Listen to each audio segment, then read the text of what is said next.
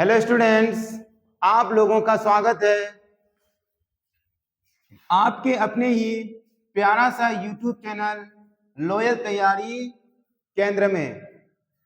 और ये वास्तविक संख्या का परिचय लेक्चर 2 होने वाला है। इससे पहले मैं लेक्चर 1 पढ़ा चुका हूं। अगर आप वो वीडियो नहीं देखे हैं, पहले उसको देखिए, वहां पे समझिए, फिर लेक्चर 2 देखिए। ठीक है सर, चलिए हम शुरू करते हैं लेक्चर 2, वास्तविक संख्या का परिचय। तो लेक्चर 1 में मैंने आपको पढ़ाया था, लेक्चर 1 में आपको मैंने बताया था वास्तविक संख्या दो प्रकार के होते हैं, दशमलव संख्या, बिना दशमलव संख्या। फिर दशमलव संख्या दो प्रकार के, शांत दशमलव, अशांत दशमलव। अशांत दशमलव को दो भागों में बांटे थे, एक अशांत आवर्ती, एक अशांत अनावर्ती। अशांत अनावर्ती का दूसरा नाम है अनवसानी अनावर्ती, और अशांत आवर्ती का दूसरा नाम है अनवसानी आवर्ती।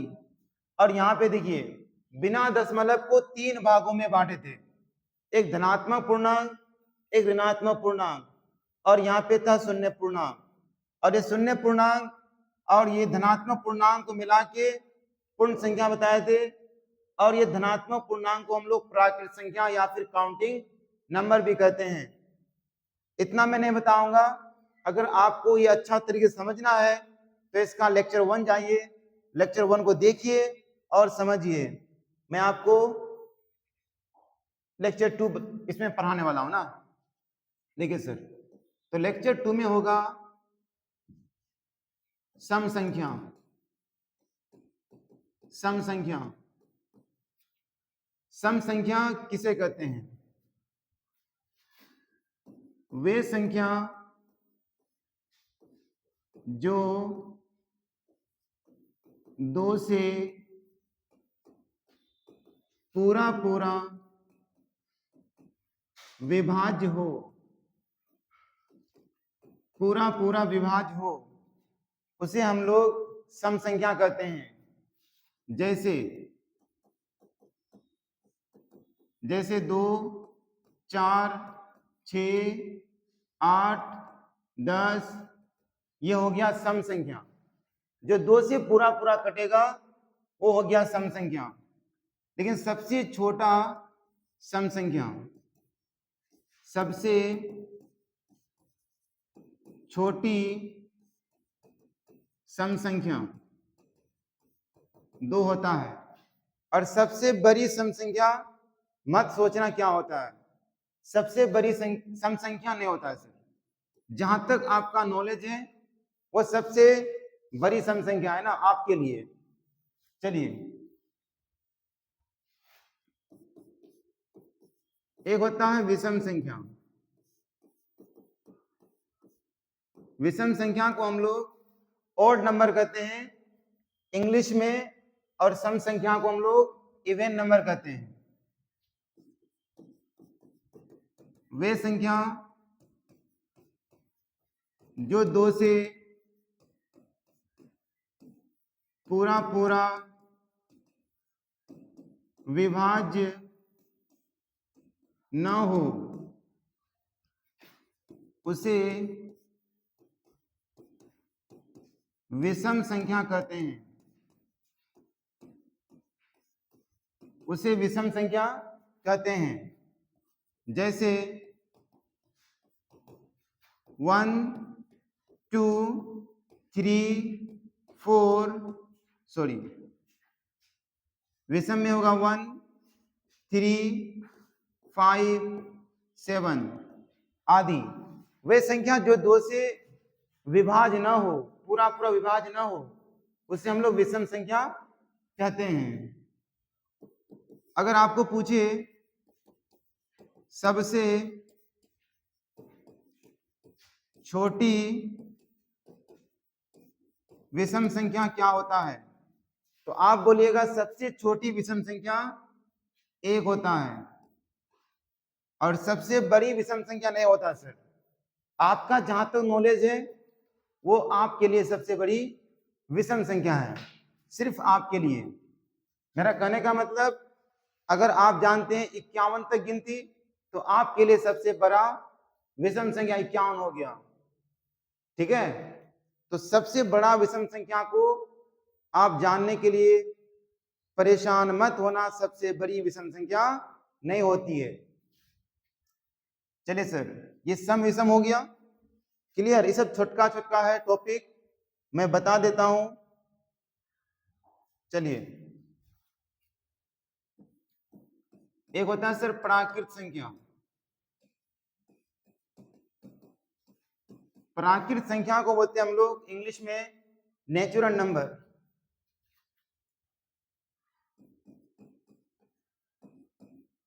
गिनती के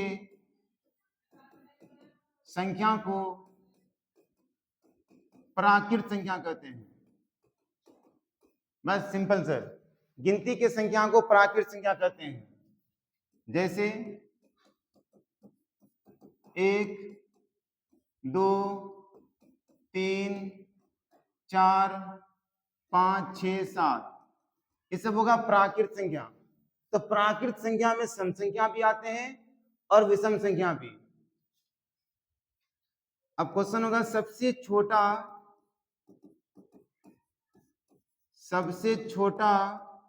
या सबसे छोटी प्राकृत संख्या, तो आप बोलिएगा 1। देखिए, सबसे छोटी प्राकृत संख्या 1 होता है। अब एक होता है सर पूर्ण संख्या। पूर्ण संख्या को हम लोग बोलते हैं होल नंबर। वे संख्या या कैसे करते हैं, शून्य सहित प्राकृत संख्या को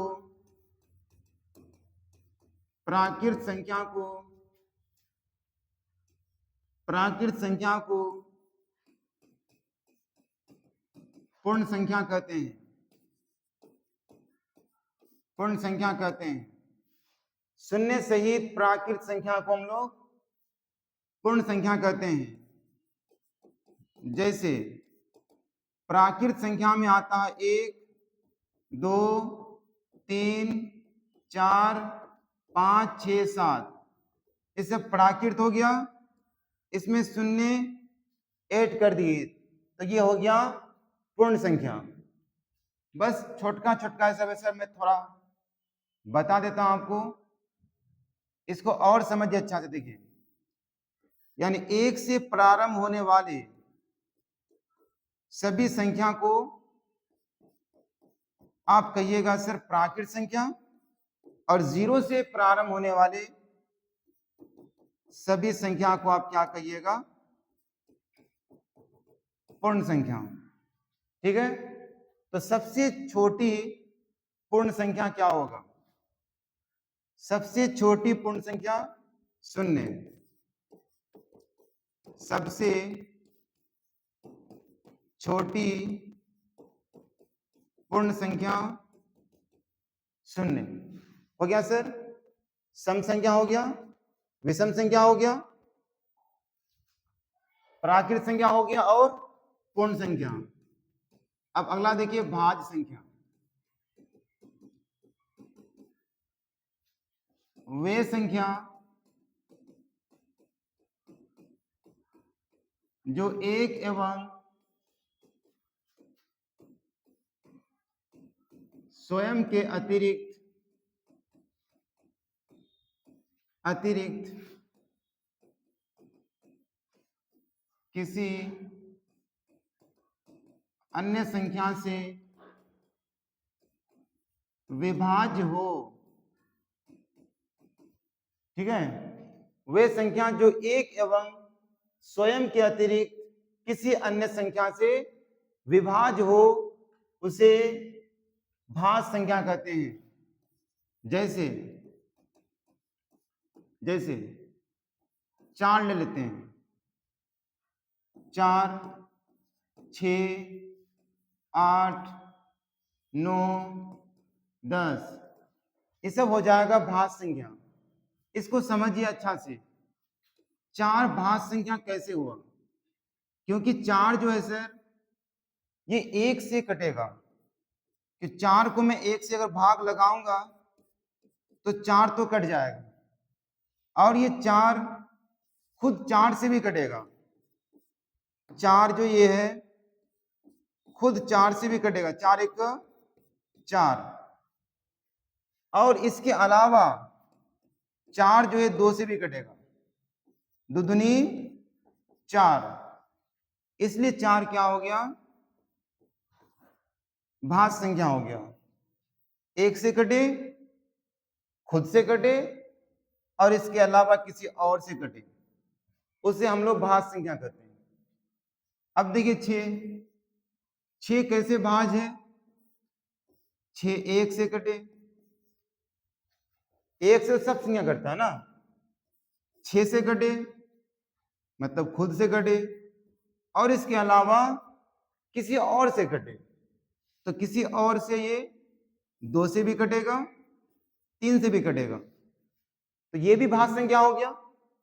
1 से भी कटेगा, 6 से भी कटेगा, और इसके अलावा ये 2 से भी कटेगा, 3 से भी कटेगा।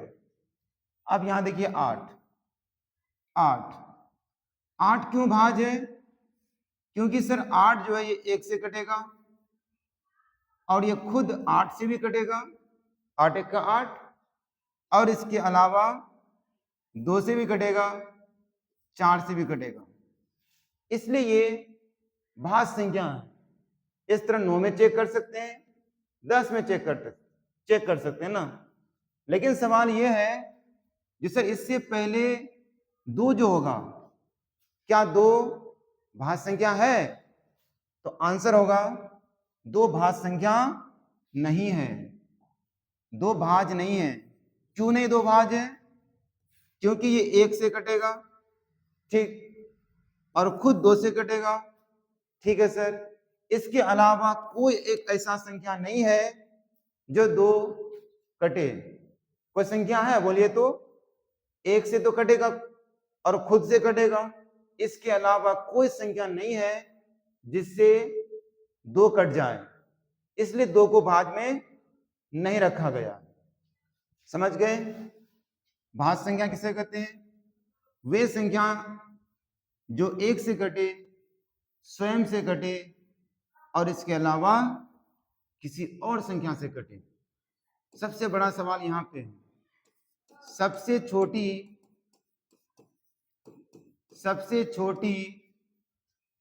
भाज्य संख्या, सबसे छोटी भाज्य संख्या क्या है? तो सबसे छोटी भाज्य संख्या होगा 4। कभी कभी क्वेश्चन इसी को इस प्रकार से पूछता है, सबसे छोटी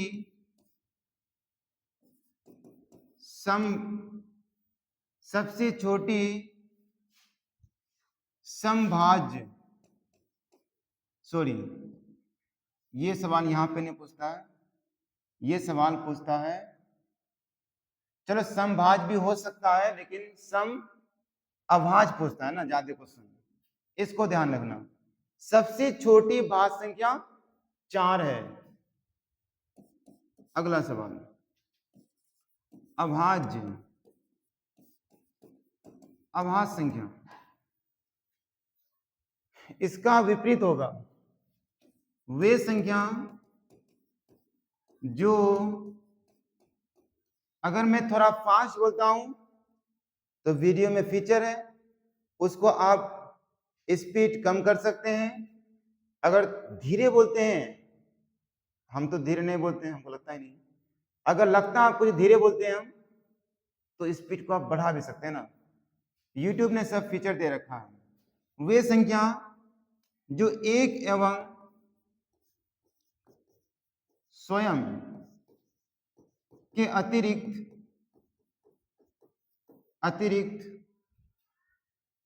1 एवं स्वयं के अतिरिक्त कोई अन्य संख्या से विभाज्य न हो,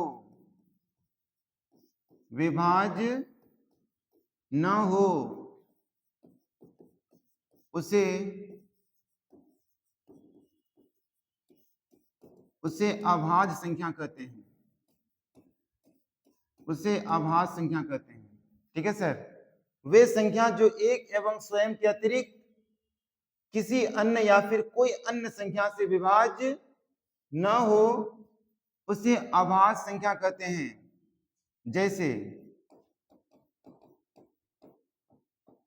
जैसे होगा 2, 2 के बाद होगा 3, 5, 7, 11, 13, ये सब हो गया अभाज्य संख्या। लेकिन सबसे छोटा अभाज्य संख्या क्या है? 2। तो यहां लिख देते हैं हम, सबसे छोटी अभाज्य संख्या 2।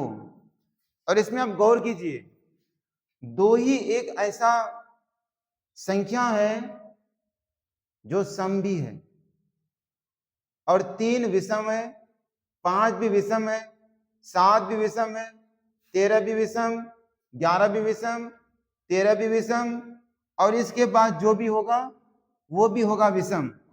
लेकिन 2 एक मात्र ऐसा भाज्य संख्या यानी अभाज्य संख्या है जो सम है। इसलिए क्वेश्चन यहां पे कभी पूछता है सबसे छोटी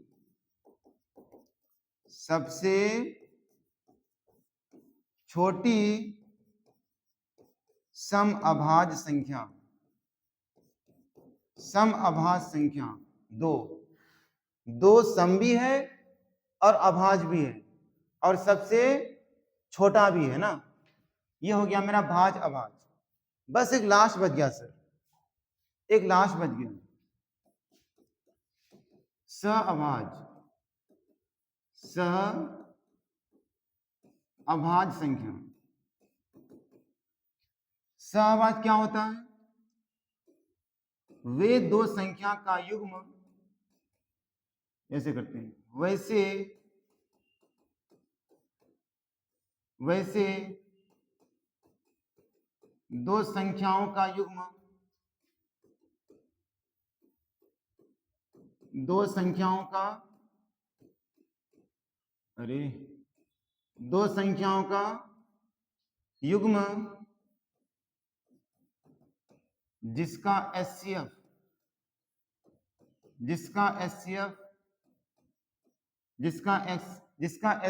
1 हो, जिसका HCF 1 हो, उसे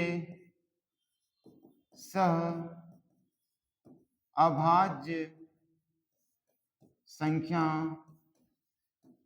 कहते हैं। हो गया? जैसे देखिए, जैसे सर 4 ले लिए और 7 ले लिए, वैसे 2 संख्या का युग्म, ये 2 संख्या है 4 और 7।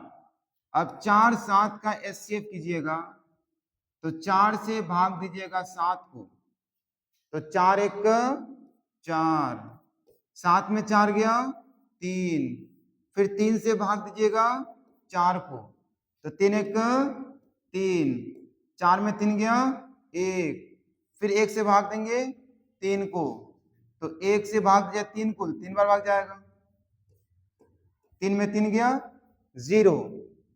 तो HCF क्या हुआ सर?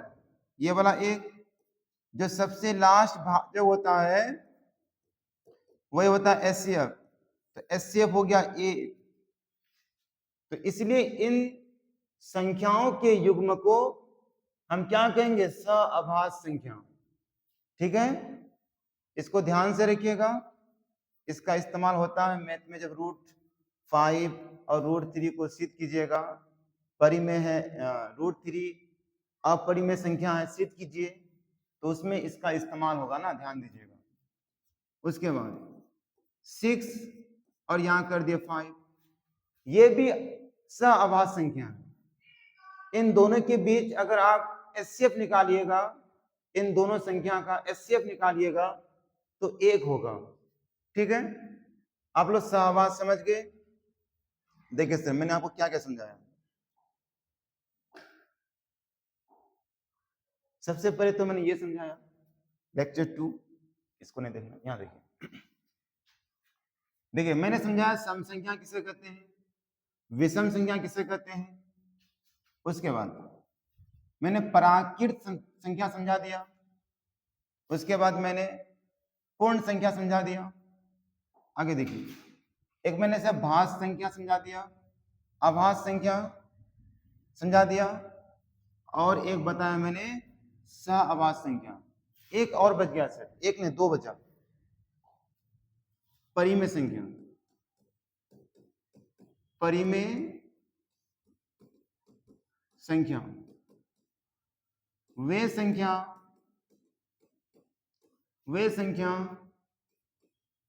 जिसे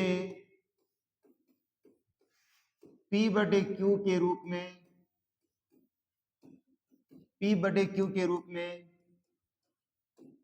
लिखा जा सकता है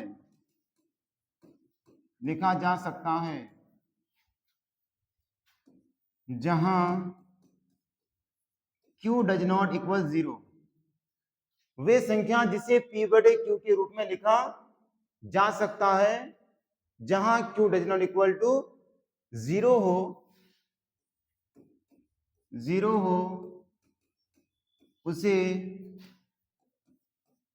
उसे परिमेय संख्या कहते हैं। उसे परिमेय संख्या कहते हैं। समझ में आया? जैसे में देखिए आपको अच्छा से समझ में आ जाएगा। जैसे 4, 2/3, या फिर यहाँ पे से 6/5, 0.5, 2.1/2, ये सब क्या होगा? आदि। ये सब हो जाएगा परिमेय संख्या, क्योंकि मैं 4 को 4/1 लिख सकता हूं। तो ऊपर वाला हो गया P, नीचे वाला हो गया Q, यानी P/Q के रूप में इसको मैंने लिख पाया। और 2/3 ये तो P/Q के रूप में है, ऊपर वाला P, नीचे वाला Q। और 6/5 ये भी P/Q के रूप में है, और 0.5 है सर, इसको भी P/Q के रूप में मैं लिख सकता हूं। उड़ाएंगे पॉइंट के बाद नीचे 1 दे दो, और पॉइंट के बाद एक अंक है तो 1 0, तो होगा सर 5/10, 5 1 5, 5 दूनी 10, 1/2। तो ये भी हो गया P/Q के रूप में, और ये भी सर P/Q के रूप में है। तो ये सब हो जाएगा मेरा परिमेय संख्या। लेकिन 2/0 ये P/Q के रूप में दिखता है, ऊपर वाला P, नीचे वाला Q, P/Q के रूप में है। लेकिन ध्यान रखिए, मैं यहां लिख दिया हूं Q का मान 0 नहीं होना चाहिए, यानी नीचे 0 नहीं होना चाहिए। तो नीचे क्या आ गया? 0। यह आपका परिमेय संख्या नहीं होगा, 2/0 परिमेय संख्या नहीं होगा। बस लास्ट टॉपिक है अपरिमेय संख्या। लास्ट संख्या है अपरिमेय संख्या। वे संख्या जिसे P/Q के रूप में नहीं लिख सकते हैं, नहीं लिख सकते हैं, नहीं लिख सकते हैं, उसे अपरिमेय संख्या कहते हैं। उसे अपरिमेय संख्या कहते हैं। ठीक है सर, जिसे आप P/Q के रूप में लिख ही नहीं सकते हो, उसी को हम लोग कहते हैं अपरिमेय संख्या। जैसे 0.2167901376। सर इसको आप पी बटे क्यू के रूप में कभी नहीं लिख सकते हो। ये क्या हो गया, अपरिमेय संख्या। और ये √2 ये भी आपका होगा अपरिमेय संख्या, क्योंकि इसको भी आप पी बटे क्यू के रूप में नहीं लिख सकते हो। इसका मैंने मान बताया था आपको,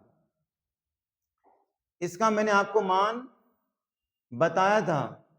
देखिए √2 का मान क्या होता है, 1.4141 1.41 यानी 1.4142 फिर 1,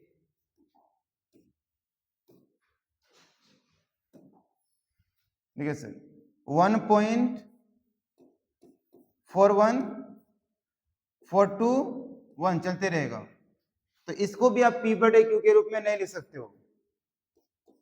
अगर √3 देखिएगा, इसका था 1.73, उसके बाद होता है सर 205, इस तरह से कुछ होता है ना।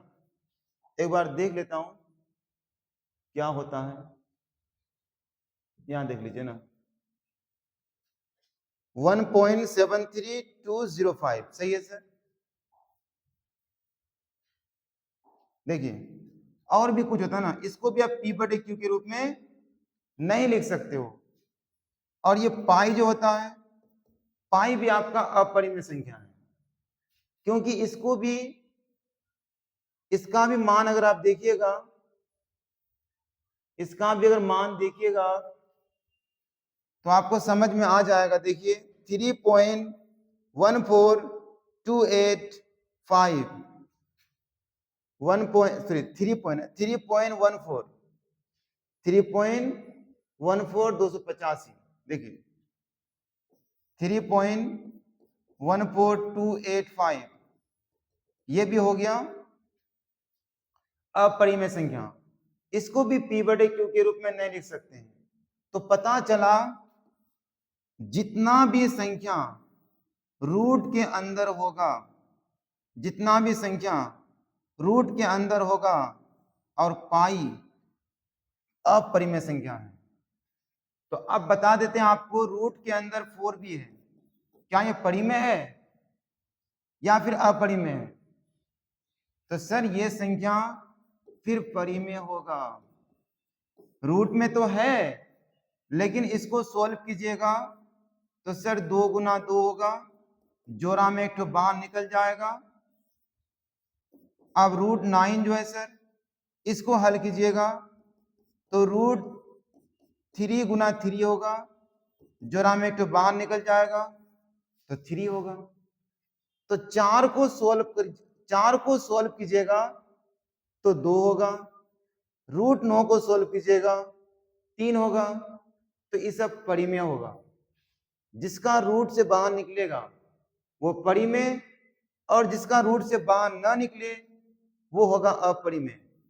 तो जितना भी संख्या रूट के अंदर रहेगा और सॉल्व नहीं होगा तो वो समझ जाना आपका परिमेय है, सॉरी अपरिमेय है। और रूट के अंदर है, सॉल्व कर लेना, उस संख्या का वर्गमूल कर लेना, बाहर निकल गया तो परिमेय। ठीक है सर, सभी संख्या हो गया। अब आज ही बैठ गया, आज इतना ही। Thank you.